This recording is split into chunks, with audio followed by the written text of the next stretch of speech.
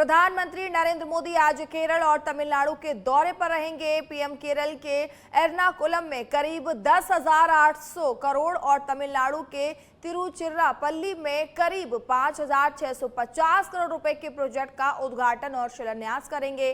PM Kerala पहुंचने पर अखिल केरल धीवर सभा के स्वर्ण जयंती समारोह में भी शामिल होंगे।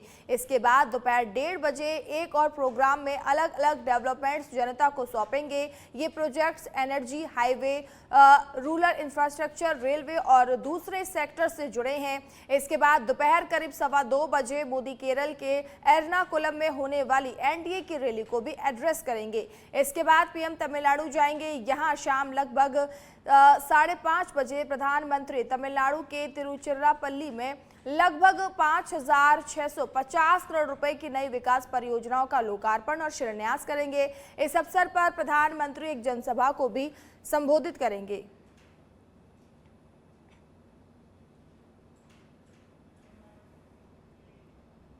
संसद के बजट सत्र के दूसरे फेज का बुधवार को तीसरा दिन है। लोकसभा में आज भी स्पीकर ओम बिरला को हटाने के लिए विपक्ष के अविश्वास प्रस्ताव पर चर्चा जारी रहेगी। इस पर चर्चा के लिए 10 घंटे का समय तय हुआ है, जिसमें मंगलवार को करीब 7 घंटे तक बहस हो चुकी है। मंगलवार को सत्र के दूसरे दिन विपक्षी सांसद ओम बिरला पर सदन की कार्रवाई में पक्षपात का आरोप लगाते हुए अविश्वास प्रस्ताव लाए गए थे। 50 से अधिक सांसदों के प्रस्ताव के समर्थन में वोट करने के बाद पीठासीन अधिकारी ने इसे सदन में पेश करने और चर्चा की मंजूरी दी थी। बहस की शुरुआत करते हुए कांग्रेस सांसद गौरव गोगोई ने कहा कि बजट सत्र के दौरान 20 बार नेता प्रतिपक्ष राहुल गांधी को रोका टोका गया, उन्हें बार बार रूलिंग बुक दिखाई गई। विपक्ष ने कहा कि स्पीकर सरकार के दबाव में काम कर रहे हैं।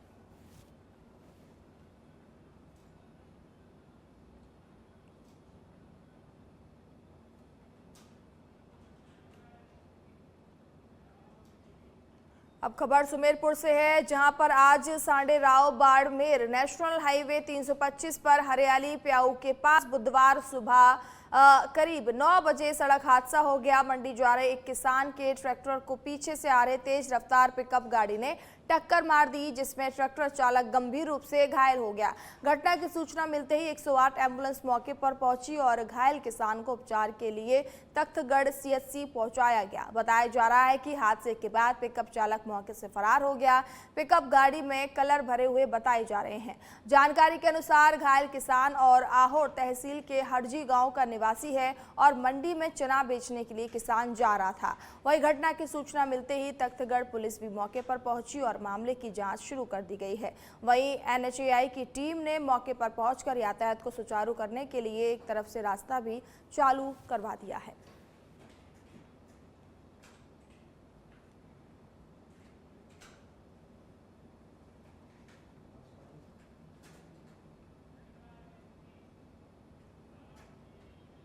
खबर कोटपुतली के नारायणपुर से है, जहां नारायणपुर थाना पुलिस से सामाजिक सरोकार की एक अनूठी मिसाल पेश करते हुए थाने में कार्यरत महिला सफाई कर्मी के बेटे की शादी में भाई बहन बनकर भात भरा। इस पहल का नेतृत्व थाना प्रभारी रोहतास एस और व्रता अधिकारी मेघा गोयल ने किया। इस दौरान थाने के समस्त पुलिस स्टाफ ने मिलकर शादी में सहयोग देते हुए 1,61,000 रुपए नगद, सिलाई मशीन सहित अन्य घरेलू सामान भी भेंट किया। पुलिसकर्मियों द्वारा किए गए इन माननीय कार्य की पूरे क्षेत्र में सराहना हो रही है। कार्यक्रम में भाजपा मंडल अध्यक्ष संदीप सेनी, चेयरमैन प्रतिनिधि भवानी सेनी, शिक्षक हरनाथ रिठाला सहित कई जनप्रतिनिधि और पंच, सरपंच और बड़ी संख्या में प्रबुद्धजन मौजूद रहे। मौजूद लोगों ने पुलिस विभाग की इस सकारात्मक पहल की भरपूर प्रशंसा करते हुए कहा कि ये कदम समाज में भाईचारे, संवेदनशीलता और सहयोग की भावना को मजबूत करने वाला है। वहीं सफाई कर्मी, महिला और उनके परिजन भी इस दौरान पुलिस का शुक्रिया करते हुए नजर आए।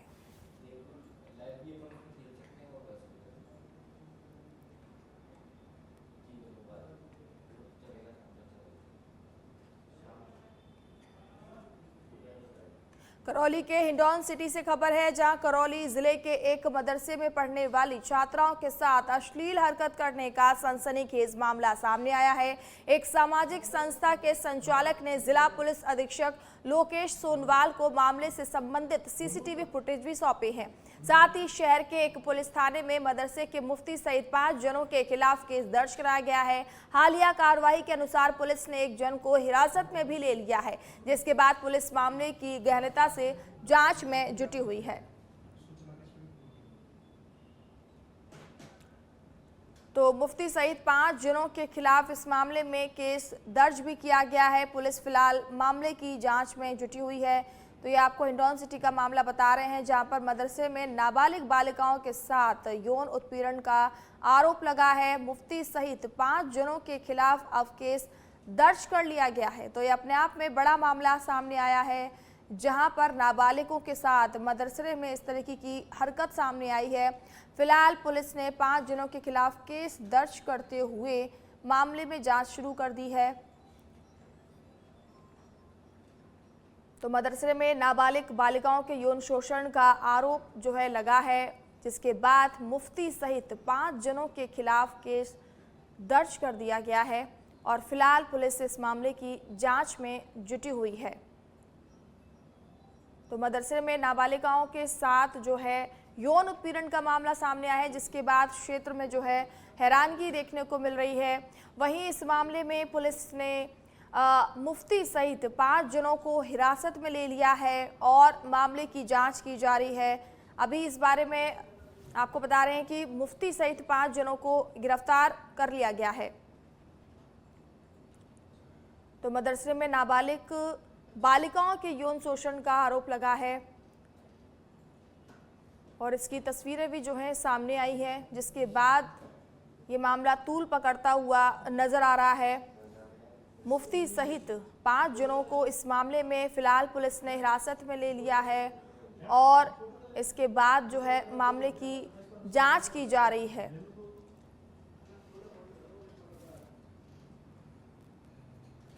तो हिंडौन सिटी से आपको बड़ा मामला बता रहे हैं, जहां पर नाबालिगों के साथ जो नाबालिग बच्चियां हैं उनके साथ में जो है यौन उत्पीड़न का मामला सामने आया है, जिसके बाद एक बार फिर मदरसे जो हैं सवालों के घेरे में आ गए हैं। पहले भी इस तरीके के कई मामले सामने आ चुके हैं और इसके बाद एक बार फिर ऐसा ही मामला देखने को मिला है हिंडौन सिटी से, जिसके बाद जो है सभी हैरान हैं और फिलहाल पुलिस इस मामले में जांच कर रही है और अब तक पुलिस ने मुफ्ती सहित 5 जनों के खिलाफ केस दर्ज कर लिया है और पुलिस मामले की जांच में जुटी हुई है। और इस मामले में जो है कुछ तस्वीरें भी सामने आई हैं, जिसके बाद ये मामले ने तूल पकड़ लिया है।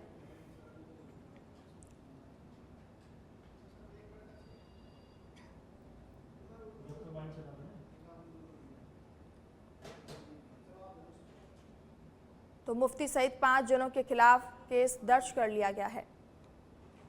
सद्दाम नाम है इस व्यक्ति का और ये चुंगी वाले मदरसे में यहाँ पे ये इस मदरसे को चलाता है और इसके अंदर कुछ बच्चियाँ हैं जो पढ़ती हैं।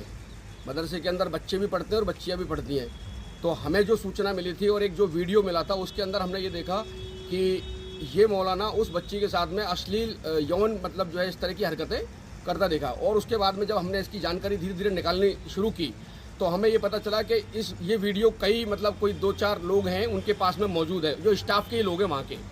उसके बाद में फिर हमने जब उन पे से वो वीडियो मांगा तो उन्होंने बिल्कुल मना कर दिया और इस मुफ्ती को इस बात का जब पता चल गया तो उसने कॉलोनी वाले लोग और धर्मगुरु को जो इसके सपोर्ट में बात कर रहे थे, अपने आप को क्लीन चिट दिलवाने के लिए इसने बोल दिया कि भाई मैं तो बिल्कुल फ्री हूँ और मेरी कोई गलती नहीं है। हमने इससे कहा भाई ये वीडियो तुम्हारा है, अब बताओ आप क्या करोगे। तो ये कह रहा है आप ये वीडियो लेके आओ, ये बिल्कुल गलत है। और मुफ्ती और इस खबर पर ज्यादा जानकारी के लिए हिंडौन सिटी से संवाददाता जुड़ चुके हैं ओम प्रकाश के अपने आप में बड़ा मामला सामने आया है, जहां पर मदरसे में बच्चियां जो है शिक्षा ग्रहण करने जाती हैं और वहां पर मुफ्ती जो है मौलाना जो है उनके साथ ऐसी हरकतें करते हुए नजर आते हैं। जी मानसी, ये मामला बेहद शर्मनाक है और सनसनीखेज है और छोटी बच्चियों की शिक्षा को लेकर के एक बड़ा सवाल पैदा करता है कि जहां हम जिन बच्चियों को शिक्षा ग्रहण करने के लिए भेजते हैं वहां ही वो सुरक्षित नहीं है। इस पूरा मामला हिंडौन सिटी का है और हिंडौन सिटी का एक मदरसा है।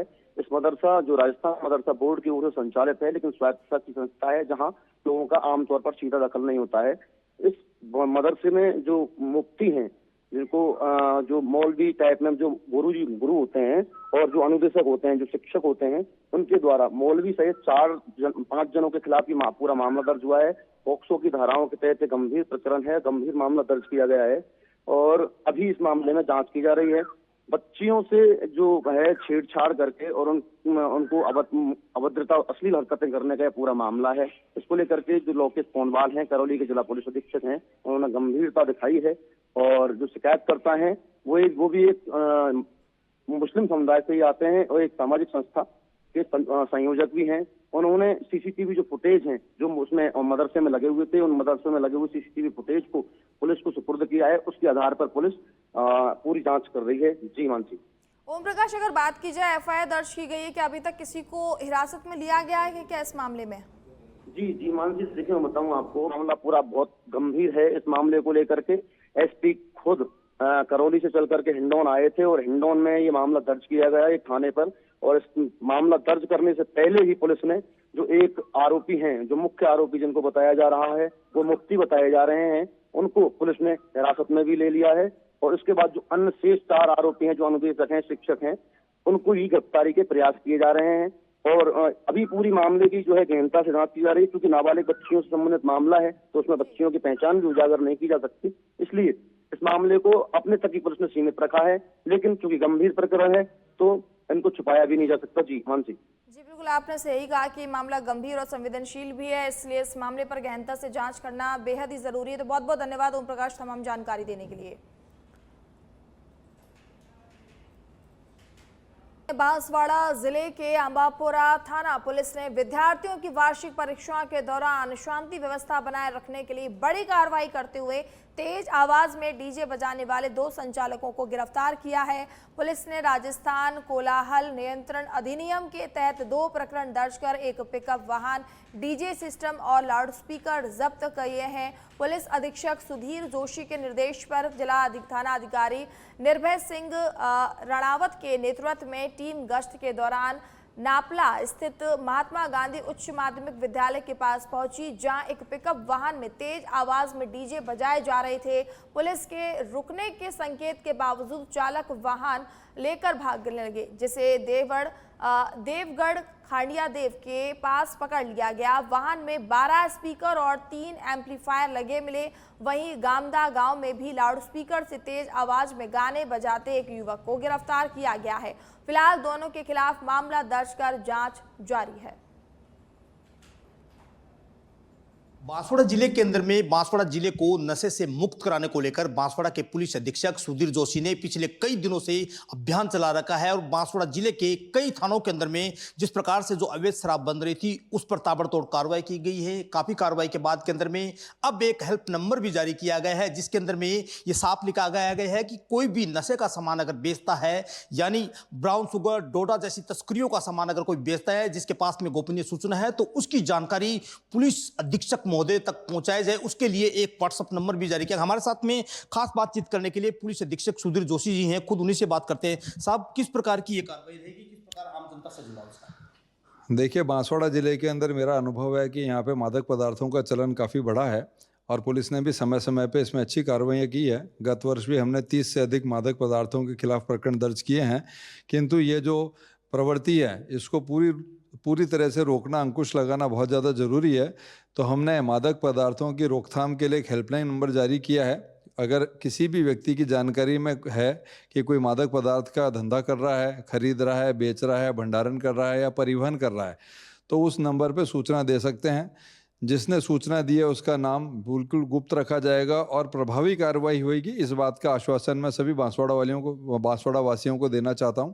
साथ ही मेरा ये भी अनुरोध है कि इस हेल्पलाइन पे अधिक से अधिक जानकारी हमसे साझा कीजिए, ताकि बांसवाड़ा को इस नशे के जाल से पूरी तरह से मुक्त कराया जा सके और जो युवा वर्ग इस नशे के जाल में फंस रहा है उसको इससे दूर किया जा सके। जिस प्रकार से सब प्रतापगढ़ पुलिस ने है इनाम भी घोषित किया है, तो क्या अपनी तरफ से भी कुछ इस प्रकार का किया जाएगा?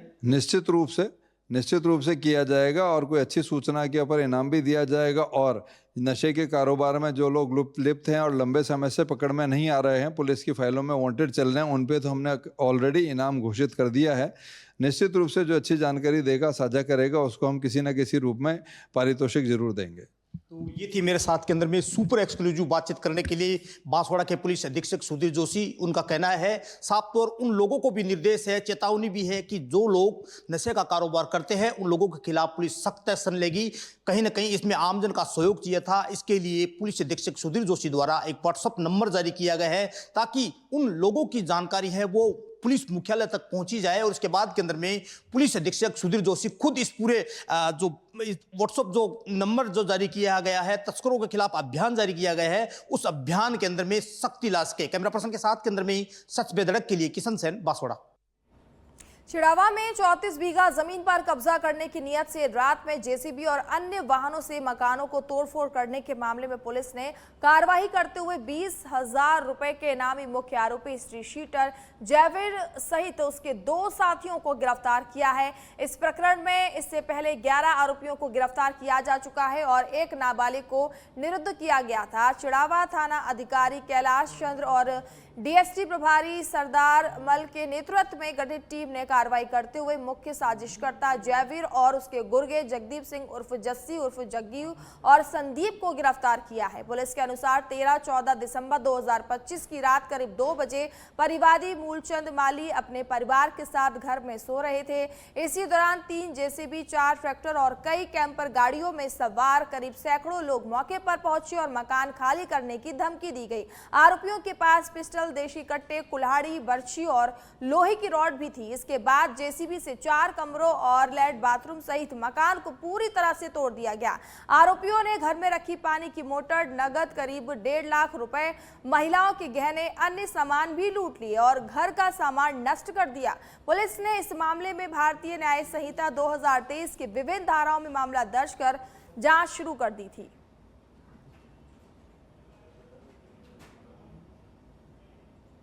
अनूपगढ़ के मुख्य बाजार में मंगलवार देर रात एक रेडीमेड कपड़े की दुकान में घुसकर करीब 10 युवकों द्वारा सेल्समैन पर हमला करने का मामला सामने आया है। इस घटना के बाद क्षेत्र में आक्रोश का माहौल बन गया है। बताया जा रहा है कि देर रात करीब युवक मुख्य बाजार स्थित एक रेडीमेड कपड़े की दुकान में घुस गए और वहां मौजूद सेल्समैन के साथ मारपीट शुरू कर दी। हमले में सेल्समैन घायल हो गया, जिसे बाद में उपचार के लिए अस्पताल में ले जाया गया। पूरी घटना दुकान में लगे सीसीटीवी कैमरे में कैद हो गई। घटना की जानकारी मिलने के बाद पुलिस मौके पर पहुंची और मामले की जांच शुरू कर दी है। पुलिस का कहना है कि सीसीटीवी फुटेज के आधार पर आरोपियों की पहचान करने का प्रयास किया जा रहा है और उन्हें पकड़ने के लिए लगातार छापेमारी भी की जा रही है।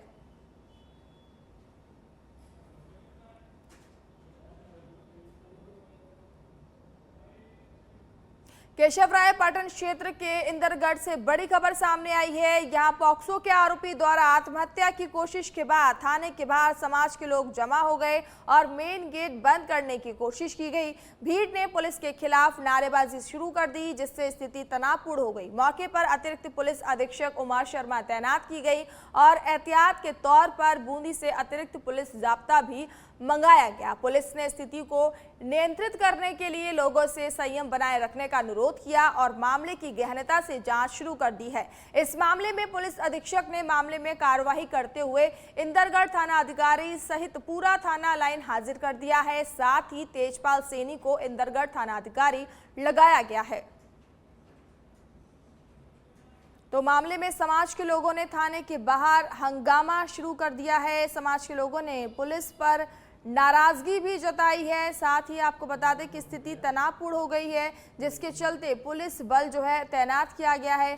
पॉक्सो आरोपी की आत्महत्या की कोशिश का ये मामला है, जिसके बाद जो है लोगों ने थाने का घेराव किया और हंगामा शुरू कर दिया। समाज के लोगों ने पुलिस के प्रति नाराजगी जताई और स्थिति तनावपूर्ण देखते हुए पुलिस बल तैनात किया गया है।